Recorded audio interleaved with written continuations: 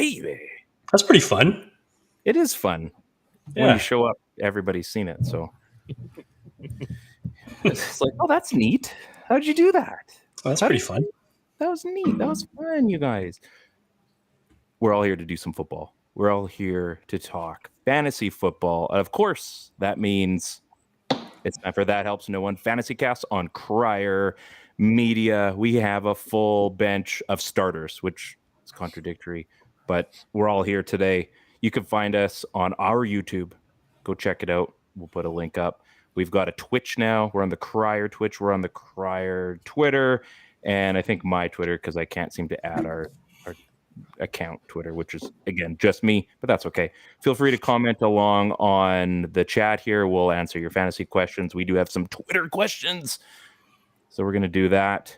But first and foremost, guys, welcome back. We got the whole gang back together. Chris rocking that Sclusy Seahawks trucker cap he stole from the Kingdom somehow. Looking good, Chris.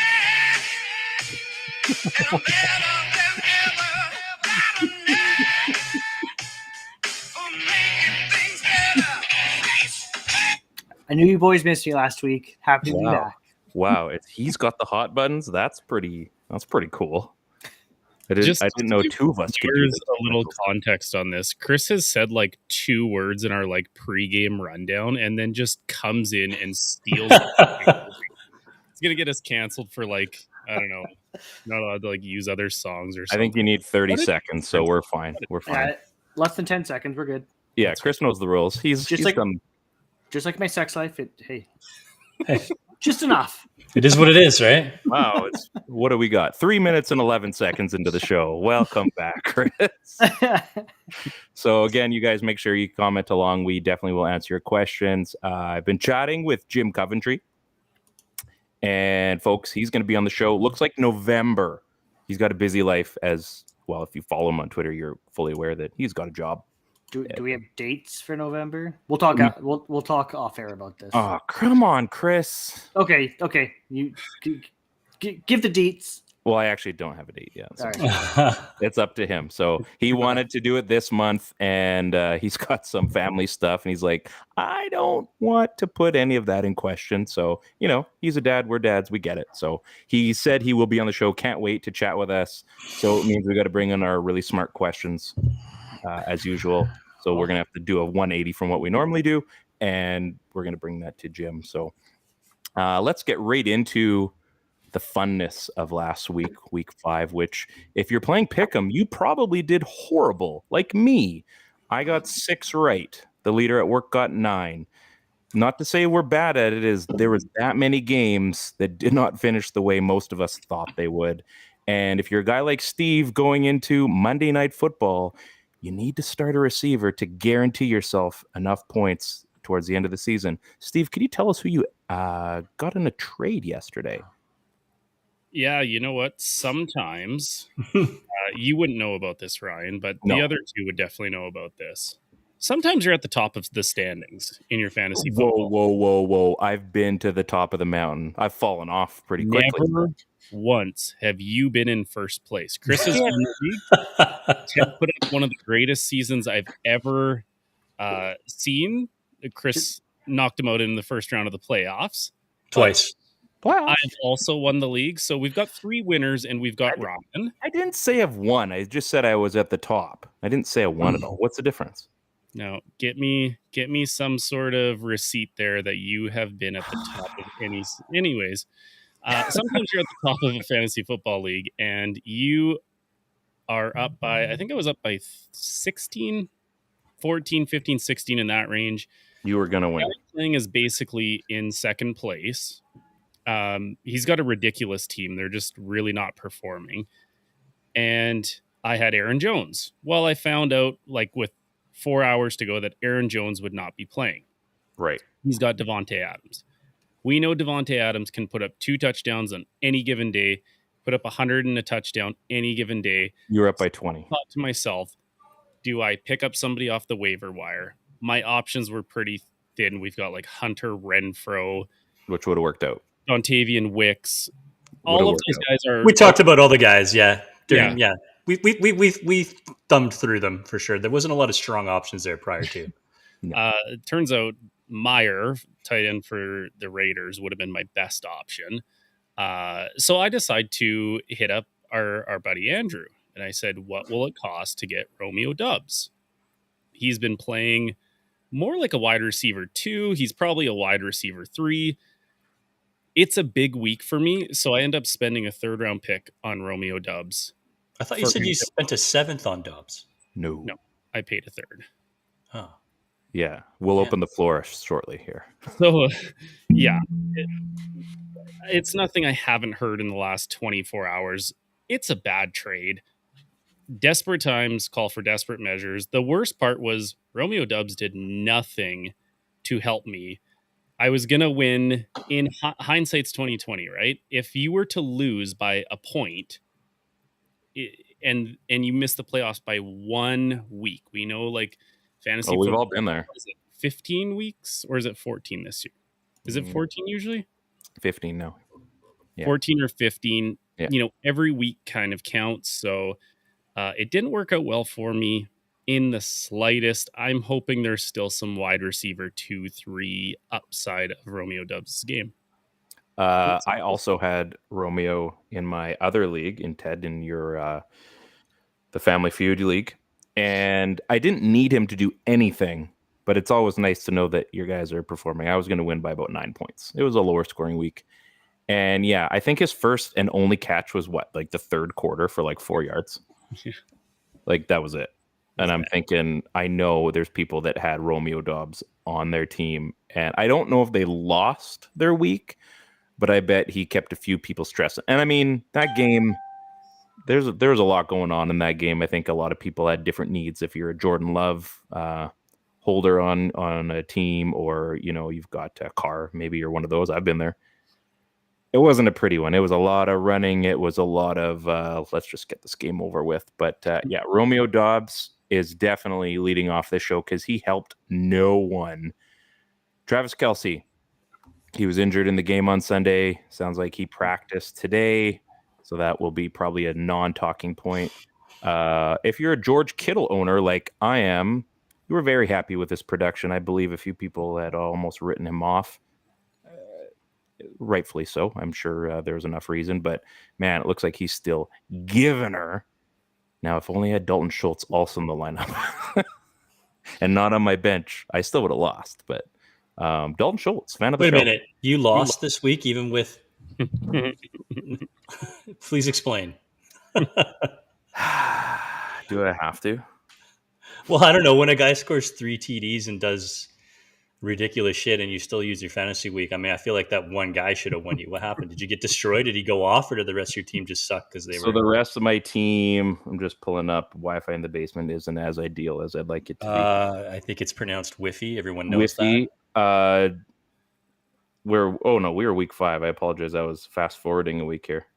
So, I mean, Kirk Cousins did good. Jaleel, my boy, did well. I threw Cam Akers in because I need someone to start. He clearly did not. I mean, I had pretty good starts across the board. Our buddy Alan Lazard sucked. Actually, I had... Yeah, like all of the things you're saying indicate you had a pretty decent week. Yeah, so like, I don't know. Jaleel and Kirk Cousins had a pretty good day. Calvin Ridley saved me Sunday morning. Cousin Puka had a pretty decent game. George Kittle, obviously. Matt Breida didn't quite help me. I was hoping to get a better start at him. Dotson, 30 yards. Like, there's some stuff. And Dalton Schultz, I could have started him, and I still would have lost by 4. What was the final score? The final score was 116 to 100. So it was a high-scoring game.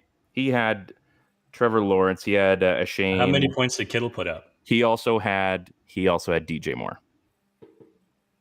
That's where I basically... I mean, you guys were beaking me. I came back in that game, and I only lost by 16. So a normal Bears week, and I likely would have won. And it just so happens that... A Chan now, just so we're all in the... A Chan? What did I say? A chain? Yeah. Well, I lost my chain. Where he was going by a Shane earlier on in the year, and then he corrected everybody. Well, to a Chan. When he starts following the show, I'll get it right. So Needless to say, DJ Moore basically cost me my week. I would have won by, well, he got 41. What's he been averaging? Like 10 points, maybe? Not even. So I probably would have won by like 20. So, it's fine. Did well in my other league with Bijan and CMC. And, Lamar didn't do me any help. But So Kittle was basically 25% of your scoring. yeah, well, freaking DJ Moore was like half of his. So take them both out and I probably win. So anyway, life goes on. Chris, how'd you do this week? Yeah, I lost. Okay, that's cool. Yeah. I go. Very just straight to the point. Like, hey, I know what I did. I know what I didn't do. It's all good. I did not win. You know who did really awfully this week? Ted actually did really awful. Actually, I was very on pace with the rest of the season, so I'm happy to be maintaining pace currently. I think you're 0-5 in that one league, right? I am, so maintaining pace. Yeah, I'm out of this season after week 2. A couple of massive injuries. Barkley and Chubb getting hurt doesn't help anybody. So I'm in full sell mode 2 years in a row. So good for you. Way to go. And then finally, I heard there was another one, but the Lions did a triple flea flicker. Is that correct? I saw the play, and I heard there was another one that I missed. Is this right? I don't have the fourth flea flicker or another triple flea flicker? Another triple flea flicker. They were identical plays. So a 6 flicker. I don't know. The old 6 flicker. We've all been there a time or two. Is that like location? 6 is the location, like in baseball. 6-4-3, basically, guys. 6-4-3 double play. Yeah, pretty awesome stuff. It's always fun to watch something like that go off on a football game. One is pretty awesome, but that's what we were getting at, Ted. Way to go. Way to follow along. Yeah, 6 location of said item in the chat. Yeah, pretty awesome stuff. So I don't know. There was some pretty cool stuff that happened this week in football. Unfortunately, it just didn't happen in enough spots on our rosters. But without further ado, I think we know what time it is. I'm hoping we know what time it is. You guys ready for this? It's back. It's brand new. Ted's seen it now for the second time. Here we go. It's time for THNO Stars with our boy Jody. Oh, he looks so good. Man, he looks like he belongs in those bright lights. I mean, what a handsome devil. He's got the Super Bowls going on, so he's doing okay. He's doing all right. Chris, because you're back, and I just like hearing your voice. And then because it doesn't sound like you got punched by Batman in the throat, why don't you lead us off here? Yeah, I'm gonna lead off with another classic. 0% start, 0% rostered.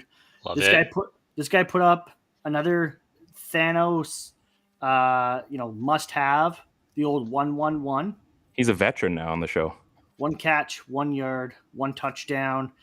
Now this one might make your heart flutter a little bit. It's gonna make you shudder. It's gonna make you quake, maybe throb. The Thanos this week is Tommy Tremble. Man, you're just a poet. Here we go. On 3rd and goal. Touchdown! Bryce Young to Tommy Tremble. The Panthers are on the board. Dude looks like Steve Smith back there. Man, I get pumped up for Tommy Tremble Selly. That was a good one. I like that. Remember when Tommy Tremble was supposed to be a thing? He's been a thing twice on this show, so probably not. He made it. The Panthers tried to make fetch happen. Yeah, and they're still trying to fetch that. Yeah, not ideal. Not ideal. Ted, you're obviously next because you added yours late in the week, and by late I mean I think today, and I almost forgot to add your video. So why don't you go with your THNO? All right. Well, here we are, another week, another THNO delight, another fullback making his rounds here. So, the best part about this is that McCarthy had his TD streak extended. Kittle went off in this game. It was fun to watch. But the big man got the ball on the 10-yard line, wasn't able to punch it in, but instead of just going to the next thing in, like I thought that it was going to be, another Kittle or another McCarthy. Sorry, Who's McCaffrey okay. score. He surprised me. The coach surprised me. He goes back to our boy Kyle Juszczyk for the score on this one. Another coveted 0-0-0 and 0% owned, 0% of leagues, 0% started. What other zeros you can think of except for the fact that the guy weighs like 240? But roll the clip because this guy's a beauty. I love watching him block, and it's just as fun to watch him score. 240. There's the last one. Play pass, Juszczyk, touchdown. Look how Doesn't easy. even want the ball. Doesn't even He care. doesn't even have to touch anybody. It's just easy. Football's easy for him. I wish football was easy for me. Some days I really do. Steve, you just wish sports were easy for you. You know what? I've had my moments in life, but not many of them. I can probably count on one hand, and I replay that reel in my head every single day. Like when I beat Chris in the track meet, my body paid for it for likely a week, but it was worth it. It was worth it. Look, you wait till he has his surgery, and he's going to come back so hard, so fat. He's a workouter now. He lifts heavy things up, and he puts them back down. You are in trouble, Ryan. I trained at the Seahawks game by beating my daughter in a 40-yard dash. Thankfully you finished that sentence there. I was like, child services, watch out. I'm still going to beat you in the 40, not even maybe. I just have longer legs. It's like, it's just statistics. It's just nature. We might I don't even care. We could do it in the wintertime when I haven't even worked out for a month. Let's do it. I don't care. Seems like this is a spring thing, and I'm excited for it. Either way, I'll beat you in the spring. I'll beat you in the winter. I'll beat you. We're all getting older. We're going to have to, instead of running the 40, we're going to have to, run the 10. Yeah. Make sure nobody pulls anything. Yeah. And then we'll kind of look at each other almost at by 9. We're like, still good to go another 10. Yeah. Okay. Let's keep going. We'll just talk it right through. Who do we got? Steve, who's yours? So my guy was started in 1% of leagues. I have no idea who started him, but if you have him started, technically he helped you in some capacity. So cover your ears, earmuffs, whatever we say to the kids when we're swearing around them. There we go. Chris knows what's up. I got Craig Reynolds. The other Reynolds. Not Bert, but Craig. It's because it's a big hat. Did we not talk about Reynolds in that start wheel of throw the dart at the board and see what sticks kind of deal? Can't remember. Well, if you listened, you would have picked him. Let's roll that clip. Yeah. Points, and the defense couldn't hold up. Reynolds into the end zone. Craig Reynolds with a touchdown for Detroit.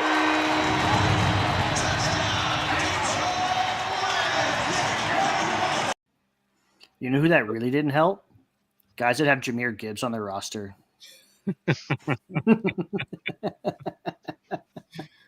Not helpful. No, I think they even pulled him he didn't even start this week, so that didn't help me whatsoever. How many times have we had 2 guys from the same game as a THNO? Yeah, that's true. That can't be too many. I don't think that's happened yet. A lot of not helping going on in that game. Mm-hmm. Very unhelpful game. Sometimes our Thanos, if you watch that run, that's like a good vision, good cutback, finishes the run. Poor Craig Reynolds. I mean, that was a good old HB draw right there. That's a fun touchdown for him. He his snap share last week was against Green Bay was 1%. Nice. So he doesn't get a lot of opportunities. So you just love to see when a guy does that.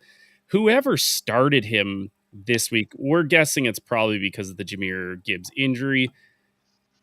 Good for you. If I look at that and I say, okay, yeah, Craig Reynolds last week against Green Bay, good matchup, 1% snap share, no carries, no targets, no nothing. I'm going to start this dude. Good for you. That is that's when you've got to frame and say, you know where you were in week 5 of this season? I was starting Craig Reynolds, scored a touchdown for me. I'm going to wager to say that 75% of people, 75% of that 1% of people that started Craig Reynolds got to be Detroit fans. Oh, yeah. Craig Reynolds, maybe some of his family members in there. But they're all having a good fantasy week, that's for sure. Yeah, absolutely. That's advice from Ted. We all have one of those guys. So like it's one of those like desperation or like I saw somewhere to start this guy, so I'm going to start him, and it pays off for you. My guy's Alan Hearns. Oh, yeah. Back in like 2014, I want to say like week 3 or something random, like something like that, and like Alan Hearns just put up a big day and did nothing after that. That's a thing. You see that lightning in a bottle, and you're like, okay, he's worth stashing now. I won I can remember what fantasy league we were in before, this Rayburn's old league. In the final, I started Khalil Bell. Yes. Who promptly went off for 20 points and won me the league because I was down by like 19. So shit happens. I don't think he played another snap after that. It doesn't. It didn't hurt that Tony Romo went down in that game either, when he was well on pace for at least 20 points that game. So hey, it was a great story, that one for you. Mm-hmm. You know, it'd be a really fun little thing from now until the end of the season, and there's at least 2 of you that have a huge advantage on this.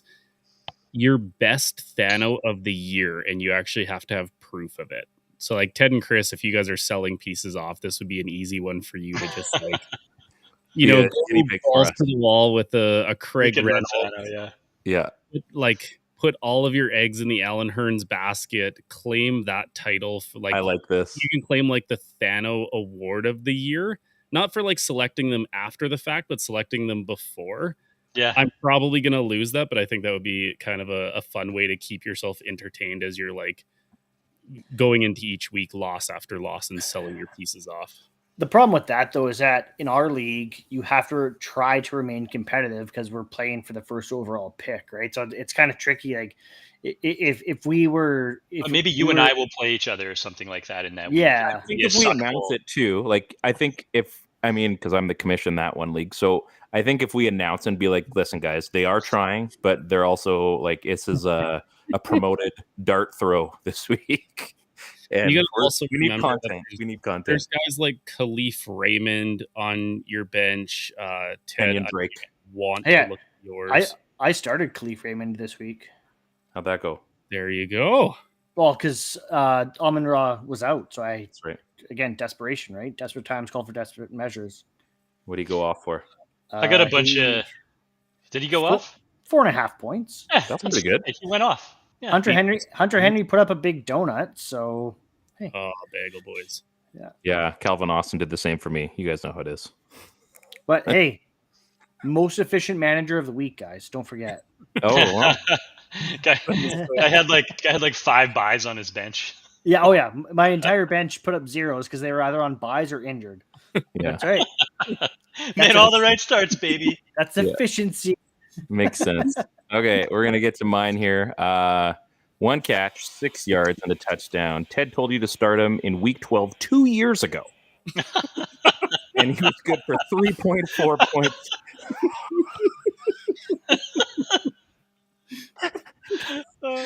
People don't forget. Of the night. Tommy Tremble. No, we already went him. He was good for 3.4 points back then. So, Ted, that was, not the worst. Seriously, shake your head on this guy. I'm talking about the island of Foster Moreau. Let's just roll that clip.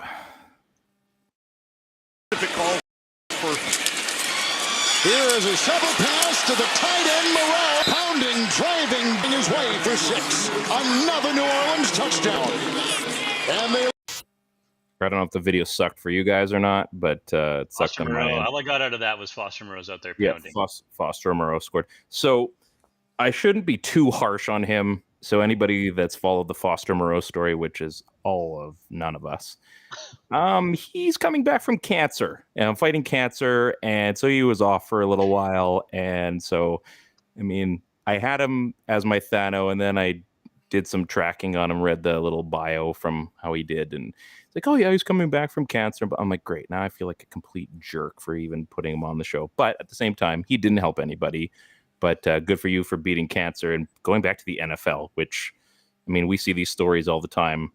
Pretty awesome stuff that you get to continue doing something that is next to impossible for the rest of us to do, let alone as a job, and make some pretty decent coin. And you get to be on national television. So Way to go, way to go, Foster Moreau. I was going to say Ethan Moreau. He's Way awesome. to go, Foster Moreau, beating Wait. cancer and beating up undersized linebackers on that. It's pretty wild though, like how they even found the cancer. Like the only reason that they found the cancer is when he signed as a free agent, or was he traded or signed as a free agent?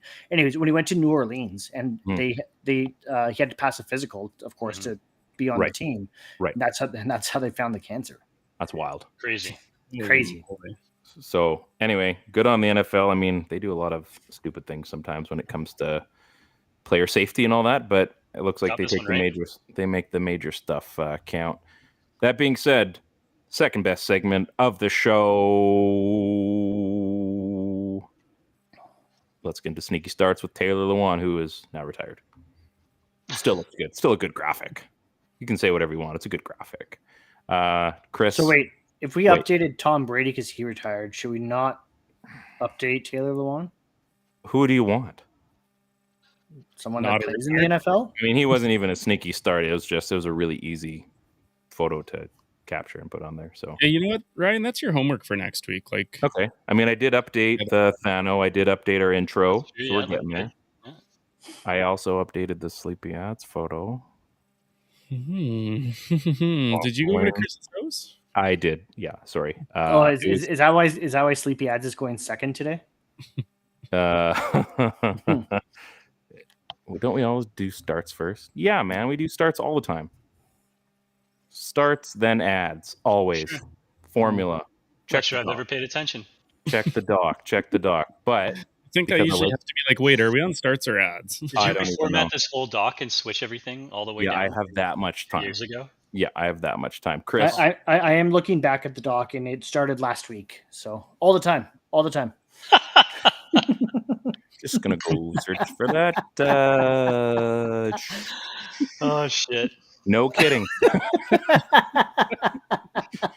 I hate to say this. That is a fact. Yeah. Well, this has been my last week hosting the show. I appreciate everyone.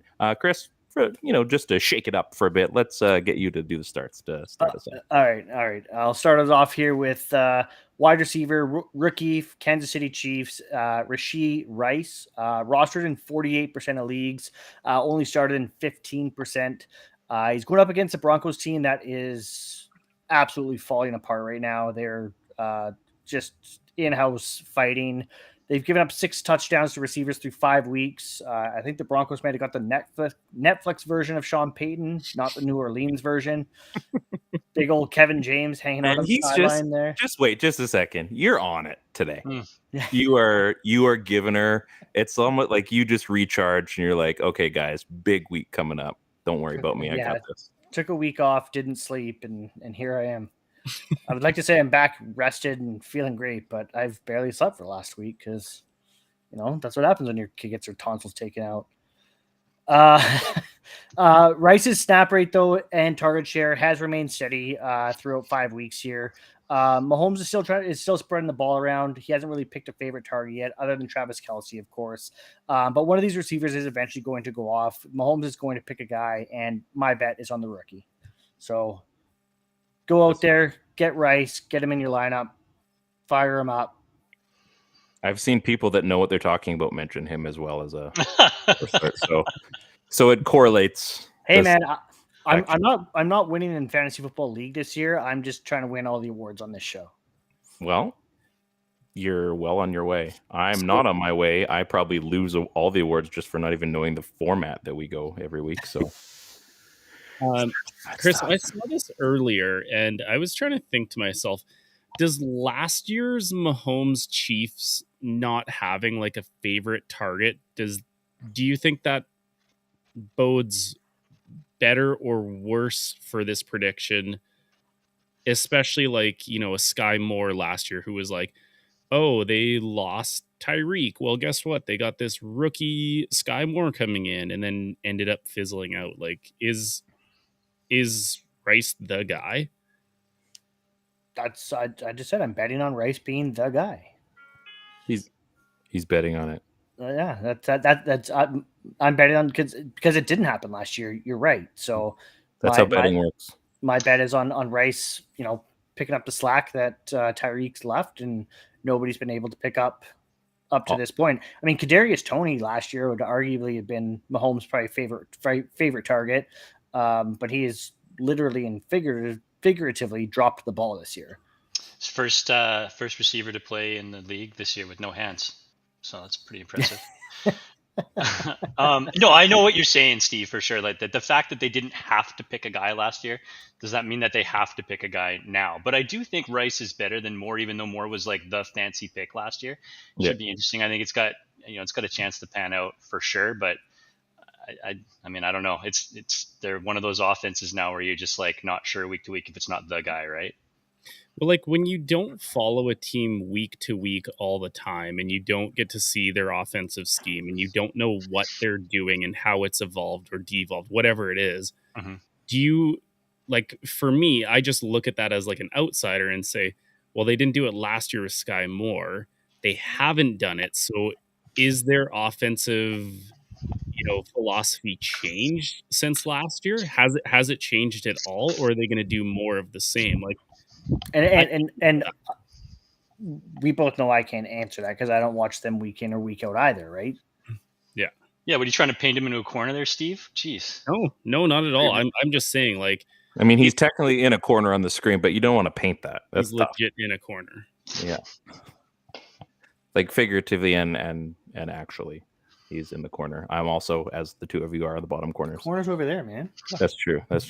Teddy, there's my corner. Oh, nice. It's a little blurry, but I understand. It is blurry. I don't know what happened. Guys.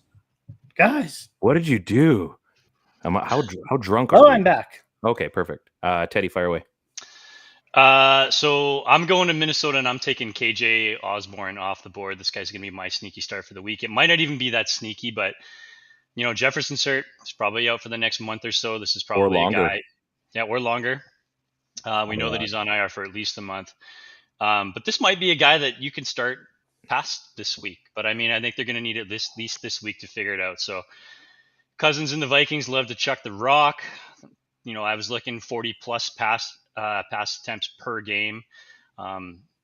If Osborne could capture even like a portion of that target share, maybe 20 to 25%, could be looking at like between 7 and 9 balls headed his way throughout the course of a game. And I like target share. That's kind of always the way that I've gone after attacking, a wide receiver, especially one that you're going to stuff at the end of your roster. Yeah. And it's not like you can replace Jefferson, but the ball's going to be spread around. And I think that KJ can be a factor, and he's been a factor in the past. So he's rostered in 18% of leagues. He's only being started in 5. There's a very good chance that you could go out there and grab this guy for either a minimal bid or waiver priority, right? I mean, you might not even be first waiver priority. He might not even be the first guy off the board, but he can probably help you down the road. So I'm going to say Osborne, try him out for this week. If things work this week, it's going to be, going on past this week. It's not going to be a Cousin Puka thing, but he could be a helpful guy down the road. Well, yeah, it's definitely not going to be a Puka thing, only because realistically, he's filling a spot. He's not complementing a spot. Like Osborne he's not going to be, a natural target after the fact. If Jefferson does come back, it's going to go back to normal. So.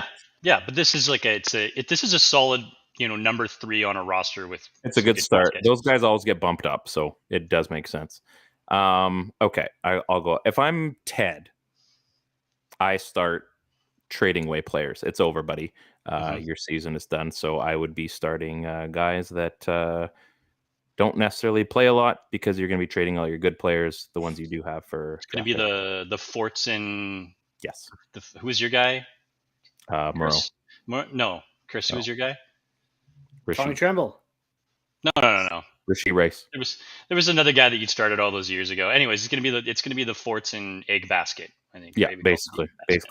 For me, though, I am going to be starting Josh Downs. He had a breakout game for the Colts against the Titans. Surprise, surprise. That does seem to happen when those two teams play. 26% owned, 9% started. So interesting choice. But Jacksonville is allowing all kinds of weird stuff to happen in their games this year. So it is a little bit sneaky. And maybe it's a lot bit sneaky. But yeah, I'm thinking it's sneaky. So, thinking it's sneaky. Yeah, I'm thinking it's sneaky. So, Josh Downs, go give him a try for this week. You might get lucky. Steve, welcome back to the show. Who you got? Hey, thanks for having me back, guys. First time, long time. Here. First time, long long time. time. Yeah, fire away. Yeah, my sneaky start, since we're doing that first this time, I just want to say that I copied last week's because I was trying to help the show out. So all of this blame falls onto Ryan still. Well, life goes on. I'm picking the LA Rams wide receiver Tutu Atwell. Tutu. Famously on the NFL All-Name team. Tutu's only being started in 28% of sleeper leagues. He's owned in just 66%, so you could go get him as well. That's a lot of leagues. Maybe these are 8-man leagues or whatever, but lots of upside. He's averaging 8 targets a game all season. LA just traded Van Jefferson to the Falcons today, so he's that clear wide receiver 3. Wait, did that actually happen? I was just mentioning that's what it sounded like. Yeah, it actually did happen. Good. So good for that. his snap percentage, I was looking at it, the lowest all season was 78%, the highest 94%. So he is getting on the field as if he's a wide receiver too. And the Rams have a gravy matchup in the Cardinals this week. I say you start Tutu Atwell. You're looking at, I'm going to go with 18 to 20 points for Tutu this week. Whoa. That's a big haul. Nice work. Yeah. When you have Cousin Puka, demanding top coverage, when you have Cooper Kupp back demanding the double teams, you've got Tutu coming out of the slot. He is going to light the Cardinals up. Chris could, you know what? I will not paint Chris into a corner. You are our NFC West expert. Am I off my rocker here, or does this have like a legit chance? I mean, 18 to 20 is pretty rich, considering that takes away a lot of targets from Cooper Kupp and Puka. Is it a PPR league, though? You guys, just in case you're wondering, PPR means points per reception. If you're playing one of those, we're going to get to that other one in a second. Steve's got me covered for that. I think 18 to 20 is a little rich, but I mean, it's no secret that I had Tutu as a sleepy ad a couple weeks ago. Just for everyone that wanted to blow their fob on Cousin Puka. Remember I said grab a towel and spend it on Tutu instead. I think about with that Tutu. Yeah, I definitely think that starting him is not going to kill you, but I think you're a little rich with the points there. What are you looking at for point projection if that's Fitch? I would take off 10 what Steve said. I would say 8 to 10, not 18 to 20. I mean, I think I'd be happy. I'm very interested in this matchup now. Yeah, 8 to 10 out of he's a wide receiver 3 in real football, but in fantasy football, he's a wide receiver 4 probably. Getting 8 to 10 out of a depth guy like that, I mean that's great value. He's going to get one long ball, likely one long ball, because the other 2 are going to be targeted or double teamed or something. 39-yard touchdown in a long time. I was initially thinking like an 8 to 10 for KJ, so it might be fun to have a KJ Atwell showdown on points scored. Fun fact: we have a show next week. We can recap this, so that's. Do it. I'm interested. Whoever loses has to bring beers for the dog walk. How about that, Steve? Look, every once in a while, you hit your target blindfolded, shooting into the dark, and I'm taking my shot here. Last time I did that, I wasn't allowed to go out for 1 year. So it's my birthday. Yeah. Yeah, I'm not allowed to possess any type of firearm. So, sorry. Let's get into sleepy ads, and as I promised, I did update it. It's still kind of the same, but I framed it a little bit better. There's our boy. Here I thought you got you really talked that up like you were. Yeah, selling the other one better. Like because it looks like a bed. I don't know. I also couldn't find that logo because someone deleted it off of the other page. So, thanks, helpers out there. Appreciate it. Chris, because it's your face on there, and we want to give you the most priority. Who you got? Who are you adding? You guys must have missed me, hey? Like I've led every segment this week, so we're just making Thank you. sure you matter here. Well, Hey. when you're not sick, one of your kids is sick. So Yeah. We're just trying to get the most out of you if you're not here next week. Nobody was sick last week. We Nobody want was sick. everyone to remember Chris is on this show, so if he isn't here next week, we got our money's worth. I might be playing soccer next week, so No. My sleepy ad of the week is Jeff Wilson Jr., running back, Miami Dolphins. He's only rostered in 24% of leagues, which isn't surprising that it's so low. He's on IR right now. He is coming back hopefully this week with Devon Shane, whatever. The A chain now being considered week to week. McDaniels has shown he wants to use multiple running backs, and this offense has proven that it can produce points using multiple running backs. Jeff Wilson last year, I mean, he had a pretty good snap rate. There weren't too many games that he was below 50%. There was a couple that he dipped under 40%. But I mean, it's quite clear that with Mostert there, that they're still going to use Jeff Wilson Jr., at least until A-Chain comes back. So if you have Mostert or A-Chain, Wilson should be the guy you blow a chunk of fob on. Hashtag grab a towel. Did you get AI to write that for you? Because that was really well done. Yeah, I really like this ad. So I was headed to 2 days late. I was headed to the board to go throw Wilson's name on there, and of course somebody already had it because this is like a fantastic ad. So big fan of this one. I went out and added him in leagues. We also just add it when people are asked to do it. This is really good. Nice work. Chris is done. So Steve, you're up. Hey, that's why Ryan runs this show, is so he can run over to our league and add this one, add that one. What did Chris say? What did Ted say? Okay. Just wait. I'm just going to go to the players section on Sleeper. Okay, fire away, Steve. Got it. Jeff Wilson with a W. Junior, don't forget Junior. Do you have to put Junior in? Garrett Wilson? No, he's on. Jeff Wilson Senior. I heard he's not Luke even Wilson. No, that's Logan Wilson. Did you see? There was like they showed a picture of Owen Wilson, and then they showed a picture of Russell Wilson. They said 0-3 Wilson when they were 0-3, which I thought was fantastic. That's good. Nice.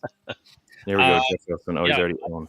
The ad is, we've been talking about how tight end has been a absolute crapshoot, dumpster fire all year.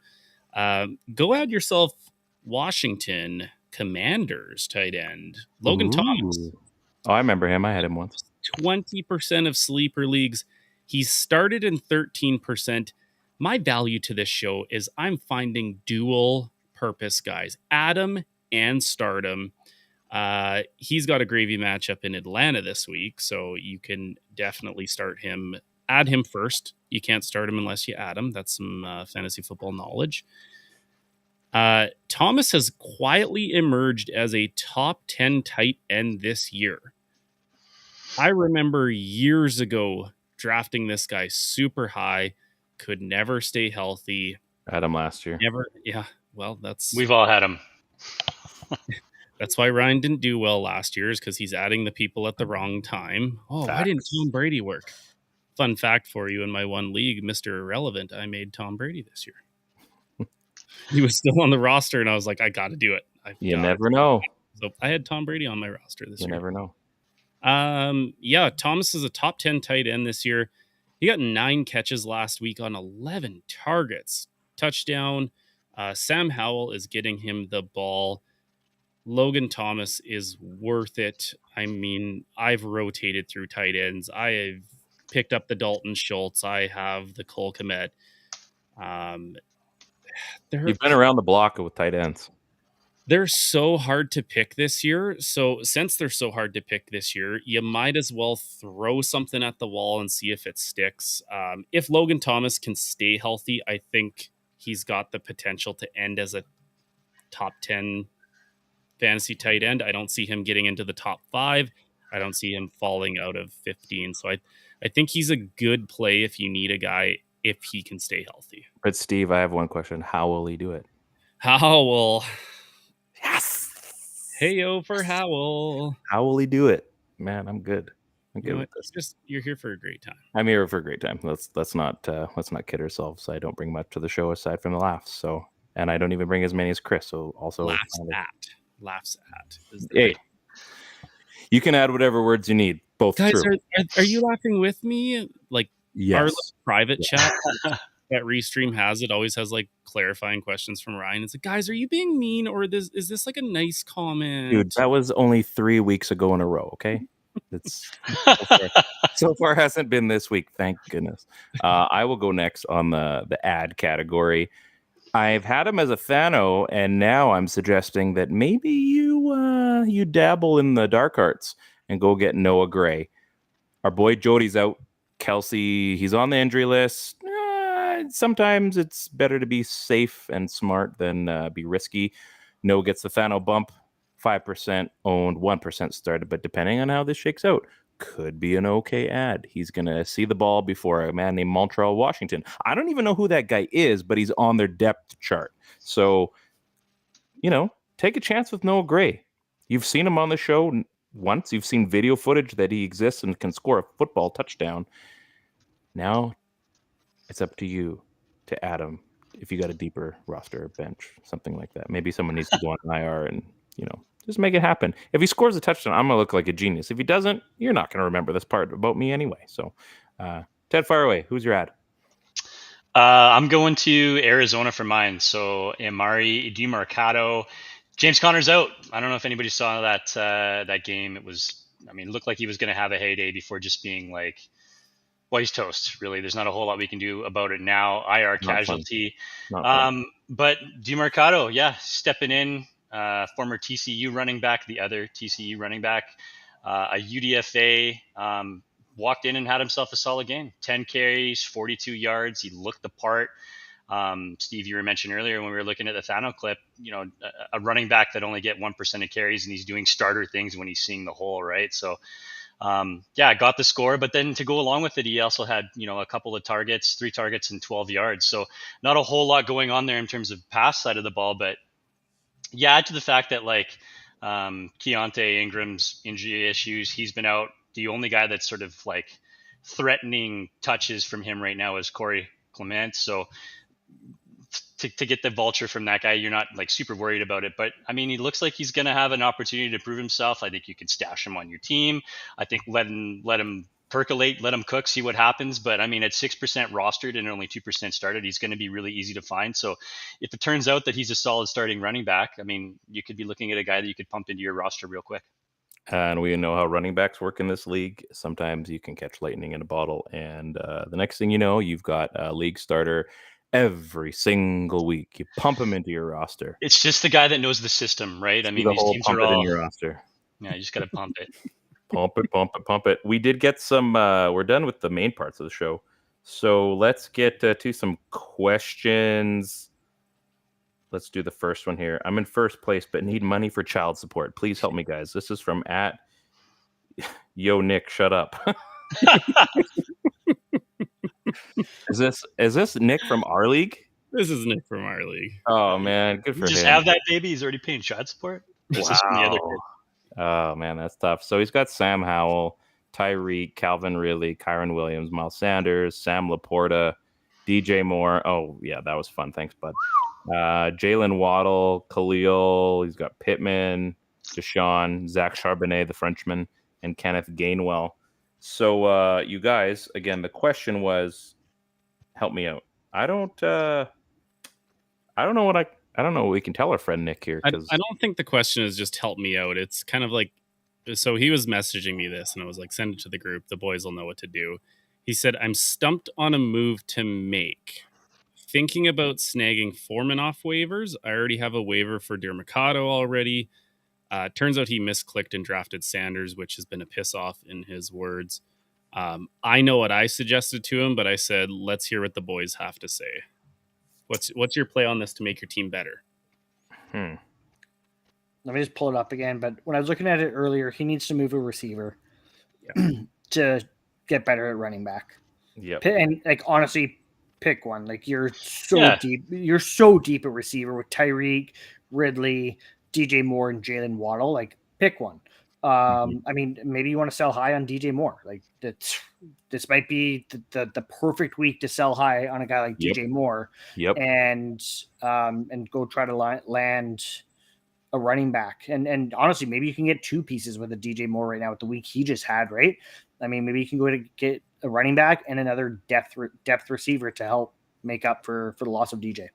But that's my suggestion. Just as a player, before we keep going, I guess I should have said this is half PPR league.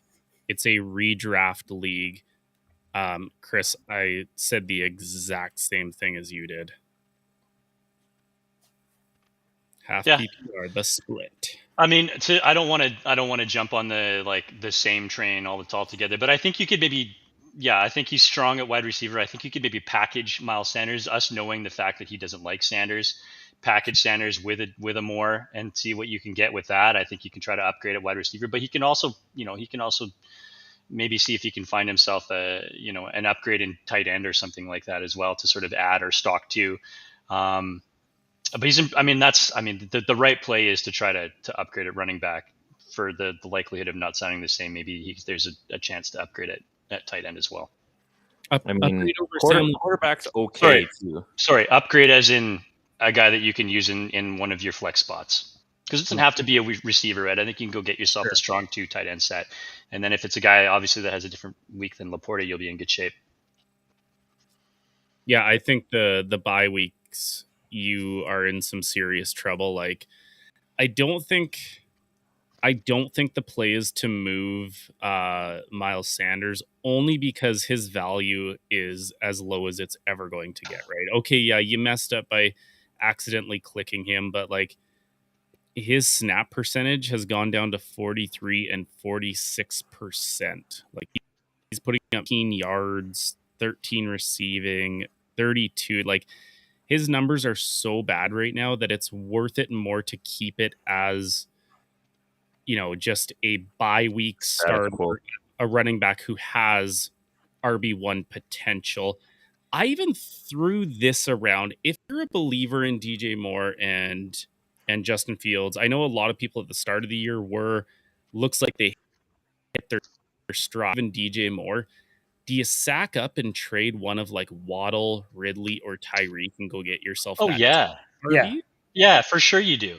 I was just gonna say I would like maybe before moving DJ Moore and selling high, because who knows? It could have been a flash in a pan, or it could have been a window into what's to come, right? Yeah. I would float a Jalen Waddle out there before moving DJ Moore, because people are going to want a piece of that Dolphins offense. Obviously, Tyreek is the more valuable of the two. So if you can float a Jalen Waddle and somebody offers you something in return, like a Kenneth Walker or something like that, like I would do that. You can probably get a trade done easier too if you're not going to be taking out the top piece. Like you're going to probably have a more realistic trade quicker than having to mastermind some master plan just to get a Tyreek off. And now you're looking for pieces. You can have something quicker going on. You could probably have it starting sooner too. Yeah, and I think go ahead. Sorry, I was just saying, like if he could target like a Ken Walker or like a Travis Etienne or someone like that, like someone who's not like a top 5 upper echelon running back, but who's still a clear cut RB1. Yeah, a guy who's getting the touches, right? I mean, it doesn't have to be like a Madison would be a perfect example of that, right? You could probably go and get your hands on a guy who's going to get force fed a little bit, but maybe he's not the most talented back. I don't think we've seen the best in Madison yet, but he's also got, I mean, I'm not a fan of this. I don't know about you guys. I don't carry a second quarterback on my roster, let alone ones that are bad humans, and Deshaun Watson. So if there's a chance that you can go ahead and move a Watson and, you know what I mean? If it's going to be, if you can package him with a Waddle or a Ridley, like you said, or if you're going to look at, stocking him on with like a DJ Moore or a Miles Sanders, maybe that's a guy you can move. I always feel like that's an extra roster spot. And again, he's right for going after Foreman in this one. Watson is a guy I'd move, not because he's Deshaun Watson, but because I don't like carrying 2 quarterbacks. Maybe like a Jacobs or something, or is he still going to be one of the tougher guys to get? I mean, Jacobs is a good buy low candidate right now. Yeah. But again, is Jacobs going to be what he was last year? That's the big question mark, right? He hasn't shown it yet. Yeah, I think though, just depending on how Carr's health goes for the rest of the season too. I mean, there's a lot of darts we're throwing out there. He's been kind of all over the board, has he not, for his health? For Carr's not in Las Vegas anymore. what did I say? You said Carr. Yeah, it's been that kind of a day. Regardless, this is like a fun question, right? Because you're always looking at rosters and guys are like, hey, who do I trade to get back into this thing, right? I mean, I said Jimmy G, obviously. Jeez. But the idea of taking a roster that's really good and potentially in first place and trying to improve on it, I mean, definitely he's got a chance here to make some hay. Especially when it's such a Really pound it. Like, it's a real clear-cut thing what you have to do. Chris said it right away. You are loaded at wide receiver. You have to decide what level of wide receiver you're willing to part with and what that return is. Like, I even floated the Michael Pittman idea out there. Like, his value isn't super high, but he's a wide receiver 1 on his team. Minshew is throwing the ball pretty well. Like, do you trade? I think Minshew's going to help Pittman's value. If anything. Yeah, I do too. Yeah, absolutely. Do you try and float a Pittman if you can get yourself, I don't know, I'm thinking like Jalen Warren, Najee Harris kind of combo where they're not like the top of the top, but they both have wide receiver or running back 1 potential should the other one go down, and they have standalone value as like kind of like that flex spot. So there's so many different options Nick has here with his roster because he loaded up on tight end. And he's in first place, so you get that flexibility of like, my team is good. I'm not going to decapitate my team by, moving one of my wide receivers to give me a strength somewhere. We are also in the start of bye weeks, and we can't underestimate, like, every time it's like week 6. Oh crap, which of my guys are out now?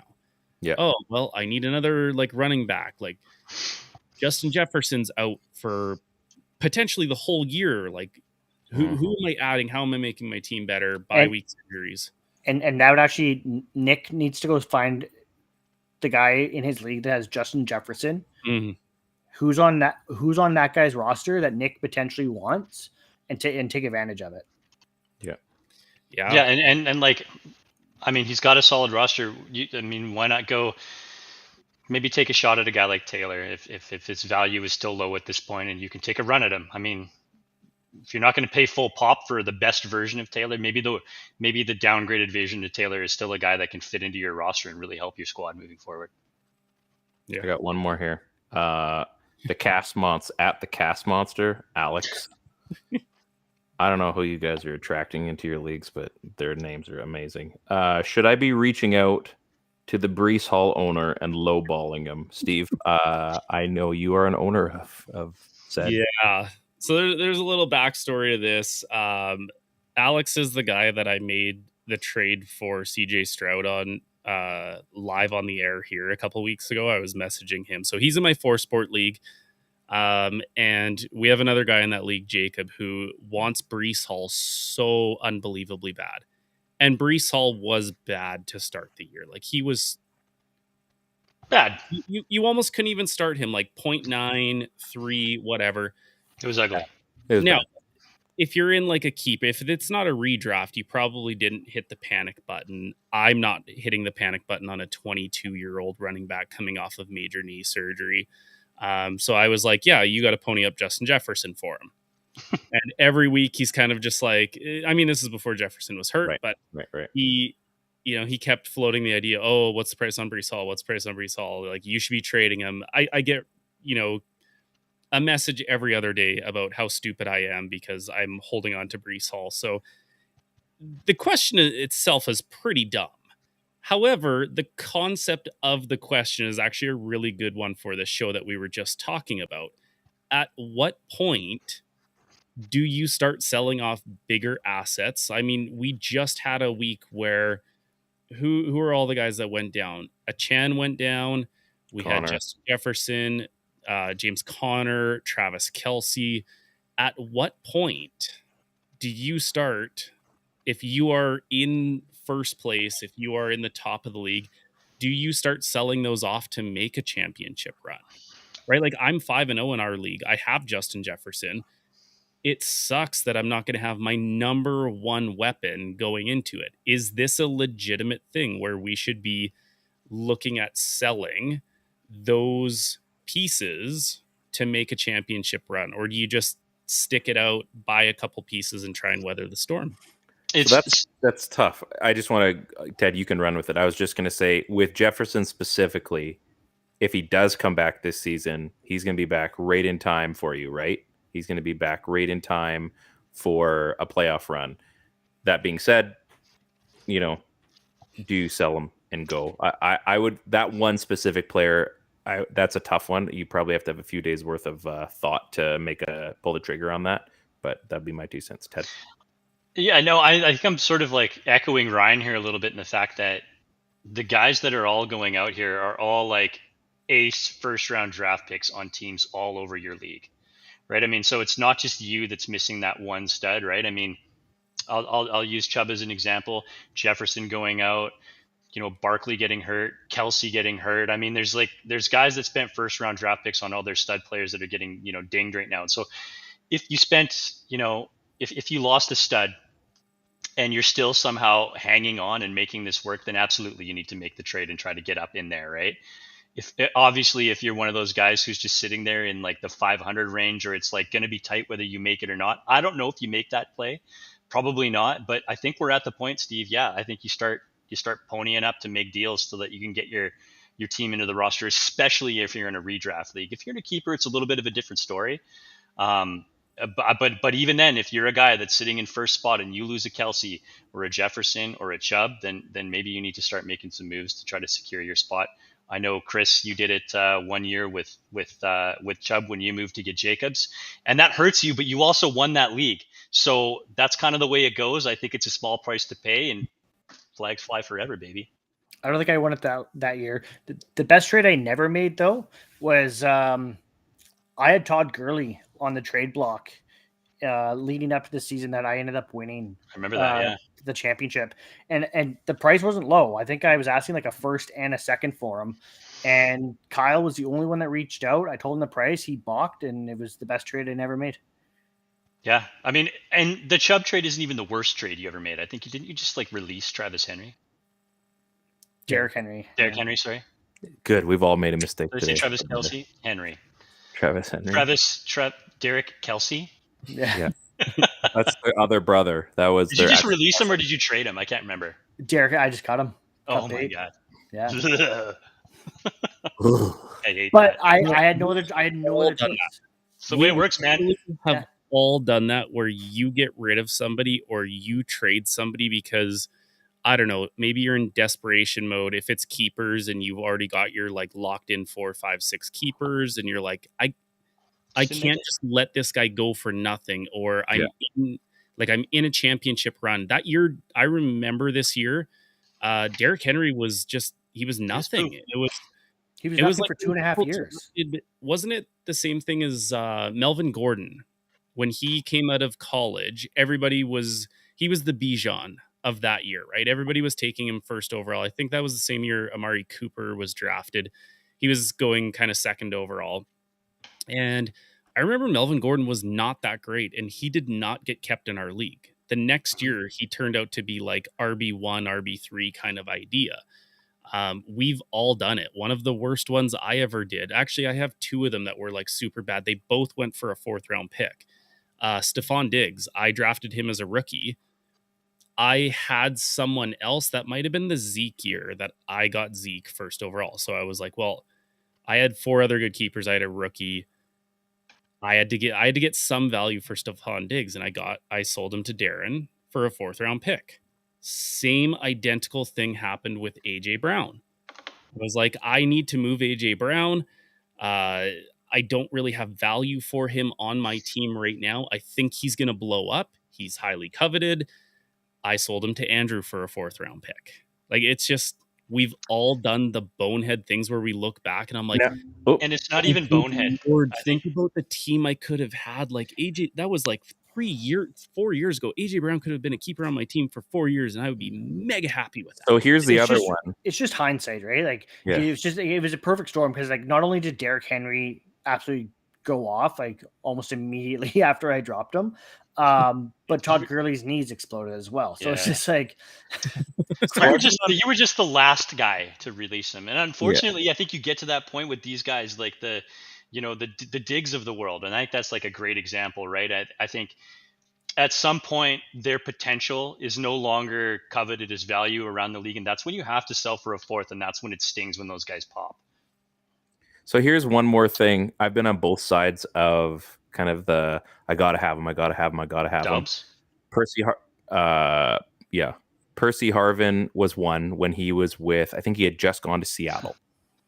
And then the other one was Chris Johnson after he just won the scoring title. So I've been on both sides where I've had the guy and his value was never higher. And he was the premier player and you could ask for a king's ransom. And I got it.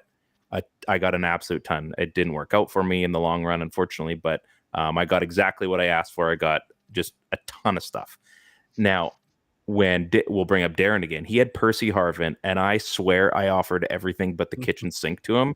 He would not trade me, and I was convinced he was going to blow up for Seattle and be exactly what he was kind of doing in mini, and it obviously didn't pan out. And I remember by the end of the year what I offered, and I was like, if I would have done that, that would have been likely the worst 3 years of fantasy football because I wouldn't have been able to recover for a few years. Just absolutely stupid. And you know what? Like I said, if there's a guy out there that wants, let's say, Breece Hall, and you talk about selling low, I mean, find out what the guy's willing to offer. Like, find out how stupid this guy's willing to get, because people do really dumb things when they want one guy. And I mean, there's never a team that wins off of one guy. You need a good. This is such an ironic kind of full circle ending to this. Alex, who asked the question, him and I just made a trade for Connor Bedard. So I won the Bedard sweepstakes, and he was like, "What do you want for him?" And I remember, nope, not doing it. He threw out an offer, absolutely not. Threw out a second offer, absolutely not. Another offer, absolutely not. And then finally I was like, look, I want to win this trade so unbelievably bad that you should not take the trade. This is our 4-sport league. So I ended up getting Mitch Marner, Ovechkin, Hellebuck, and Joel Embiid, and 2 second-round picks or something like that. And he actually kept all 4 of those players as keepers for me. So we just did our draft yesterday, actually. And so I have 8 hockey keepers going into the league, and I have 4 basketball keepers going into the league. Did I want to get rid of Bedard? No. When you want a guy that somebody has that they don't want to get rid of, you have to offer literally the kitchen sink plus your firstborn child plus your offering for the second, right? Like you have to do that, or I don't want to trade that person. So great full circle. If you want a guy who's on an untouchable list, then you gotta pay extra. You absolutely do. That's the way it works. And you'll usually get it. You'll usually, if they really want it, you'll get it. If you don't get what you want, then you get to keep the player you wanted. So everybody wins. That's not the person. Exactly. And the guy gets to pout for the next 6 weeks. It's awesome. This has been a really awesome show, you guys. Good to have Chris and Ted back on the show. Big things are happening here. Chris, as usual, is the showstopper. We love him. Ted, things are going well for you. Happy birthday, Teddy. Hey, thanks. Is that today? Tomorrow. Well, Facebook will remind me. Good boy. I only remember because it's my kid's birthday tomorrow too. Nice. That's how I remember. Happy birthday to Small Fry. You ditched your own child's birthday to go hang out with Ted that year. Well, it doesn't count when they're sleeping. That's true. That's true. Yeah, those are hours that you need to utilize. So, this has been a lot of fun.